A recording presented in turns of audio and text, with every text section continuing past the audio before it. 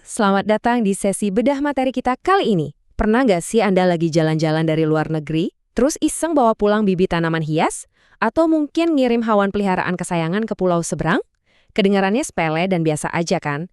Tapi percaya nggak, tindakan yang kelihatannya simpel banget ini bisa bikin Anda berurusan dengan hukum, bahkan terancam penjara bertahun-tahun dan denda miliaran rupiah kalau sampai salah langkah. Nah, hari ini kita bakal kupas tuntas Undang-Undang Nomor 21 Tahun 2019 tentang karantina hewan, ikan, dan tumbuhan. Kita bakal cari tahu resiko-resiko besar yang sering banget nggak disadari orang dan gimana hukum kita tuh bener-bener ketat buat ngelindungi alam Indonesia. Yuk kita mulai. 10 miliar rupiah. Wow, angka yang fantastis banget kan? Ini bukan anggaran buat bikin gedung loh. Tapi ini adalah ancaman denda maksimal buat siapa aja yang nekat ngelanggar aturan impor karantina di undang-undang ini. Bayangin aja, cuma gara-gara nyelipin tanaman eksotis di koper tanpa lapor, Anda bisa kehilangan 10 miliar rupiah dan kebebasan Anda selama 1 dekade. Ini bukti nyata kalau negara kita sama sekali nggak main-main soal urusan karantina. Ini bukan cuma soal kertas dan cap birokrasi, ini soal mempertahankan kedaulatan alam kita. Nah, biar kita nggak sampai kejeblos, ini nih rute pembahasan kita hari ini. Pertama, kita pahami dulu esensi karantina itu apa.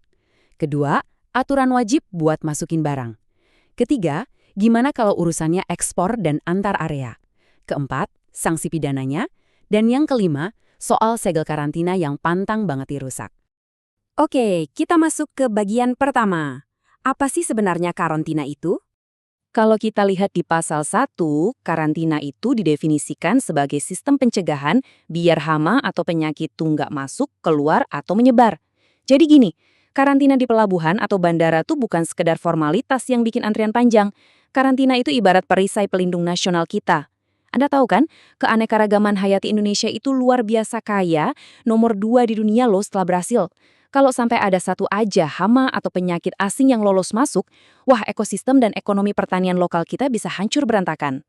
Terus, di hukum ini sering banget muncul istilah media pembawa. Kedengarannya kaku dan teknis banget ya, tapi tenang, prakteknya tuh deket banget sama keseharian kita. Media pembawa itu ya kayak kucing atau anjing yang Anda bawa traveling, paket ikan cupang eksotis yang Anda beli online, atau sekedar bibit anggrek hasil just tip dari luar negeri. Jadi, undang-undang ini nggak cuma ngincer korporasi besar aja, tapi berlaku buat Anda, saya, dan siapapun yang bawa barang-barang itu. Lanjut ke bagian 2. Kita bahas apa aja sih aturan penting kalau mau bawa barang masuk ke Indonesia.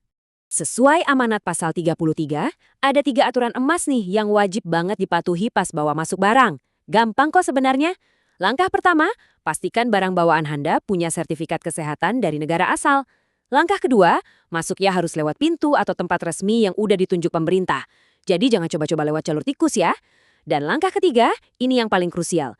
Anda wajib lapor dan nyerahin barang itu ke pejabat karantina buat diperiksa. Udah, ikutin 3 langkah ini dan Anda aman.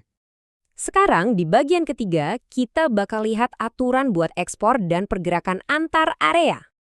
Ternyata ya, aturan ketat ini nggak cuma berlaku di perbatasan antar negara.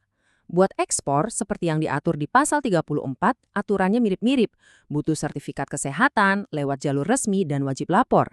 Tapi nih, yang sering banget bikin orang awam kecolongan, itu ada di pasal 35, soal lalu lintas antar area. Ingat, Indonesia itu negara kepulauan. Bawa bibit rambutan dari Jawa ke Sumatera aja, aturan mainnya sama ketatnya loh. Tetap butuh sertifikat kesehatan dari daerah asal, lewat jalur resmi, dan wajib lapor. Nggak ada pengecualian mentang-mentang masih di dalam negeri. Masuk ke bagian keempat. Nah, ini nih puncaknya. Sanksi pidana dan ancaman hukumannya. Coba kita lihat baik-baik perbandingannya. Berdasarkan pasal 86, kalau Anda nekat melanggar aturan impor, ancaman maksimalnya ngeri banget. 10 tahun penjara dan denda 10 miliar rupiah. Terus untuk pelanggaran ekspor di pasal 87, maksimalnya 3 tahun penjara dan denda 3 miliar. Nah, buat yang antar area di pasal 88, ancamannya 2 tahun penjara dan denda 2 miliar rupiah. Kelihatan kan hukumannya tuh berlapis dan benar-benar tegas. Dari grafik ini makin jelas jomplangnya. Kenapa sih denda impor bisa sampai tembus 10 miliar? Logikanya sangat masuk akal kalau kita pakai kacamata keamanan negara. Bawa masuk barang dari luar negeri itu resikonya paling tinggi buat masukin penyakit eksotis yang belum pernah ada di Indonesia. Satu kecerobohan kecil aja efek dominonya bisa bikin wabah penyakit mematikan buat peternakan atau pertanian lokal kita. Makanya, Denda super besar ini sengaja dibuat untuk ngasih efek jera yang maksimal.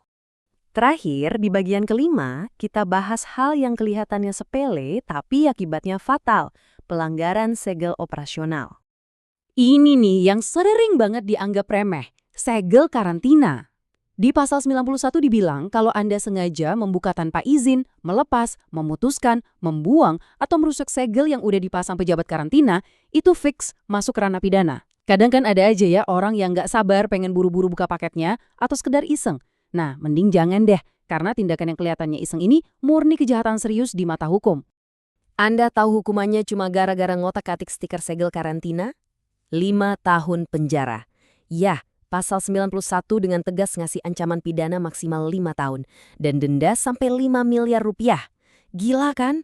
Negara sama sekali nggak kasih toleransi. Segel itu adalah lambang otoritas dan keamanan. Merusaknya sama aja Anda nantang sistem perlindungan negara. Dan tanggung jawab ini nggak cuma berhenti di segel. Pasal 89 dan 90 ngatur soal pemusnahan. Gini, kalau ternyata barang yang Anda bawa ketahuan berpenyakit dan harus dimusnahkan, Anda sebagai pemilik wajib menanggung seluruh biayanya. Gimana kalau nolak? Siap-siap aja diancam maksimal 6 tahun penjara dan denda 6 miliar rupiah. Aturan yang sama juga berlaku loh buat kapten kapal atau pilot pesawat yang nggak mau musnahin sampah atau sisa pakan dari luar negeri. Tanggung jawabnya mutlak. Nah, setelah kita bedah tuntas semua ancaman pidana yang super ketat ini, pertanyaannya sekarang balik ke kita. Besok-besok kalau Anda pulang dari luar negeri atau mau ngirim paket tanaman ke pulau sebelah, coba tanya ke diri sendiri. Sudahkah saya lapor ke petugas karantina? Kepatuhan ini bukan cuma soal takut didenda miliaran rupiah ya, tapi ini soal kontribusi nyata kita buat ngejaga alam Indonesia dari ancaman biologis. Ingat, satu tindakan lapor yang gampang dari Anda bisa nyelamatin keanekaragaman hayati satu negara. Cukup sekian untuk penjelasan materi kali ini. Jadi gimana menurut Anda? Apakah hukum kita udah cukup tegas? Sampai jumpa di pembahasan seru berikutnya.